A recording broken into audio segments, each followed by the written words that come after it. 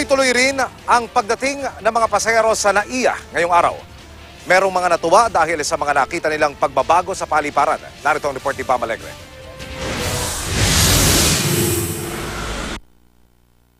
Alas 9 ng umaga pa ang flight ni Eds Rivera pero alauna ng madaling araw sila umalis ng bahay.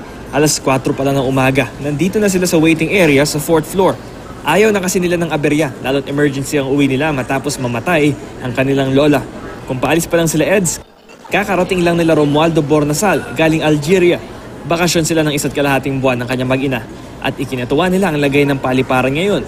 Dito na sila nagpalipas na magdamag sa Terminal 3. Malaking pinagbago ng natin dito sa Pinas. Paglapag dito sa airport pala makikita mo na may mga pagbabago. Gumaganda po. First time naman sa Maynila na magkakaklase na sina Ali G. Delfin, Epiphany Mercado at Rhea Yu. May educational tour sila sa iba't ibang museo sa Metro Manila.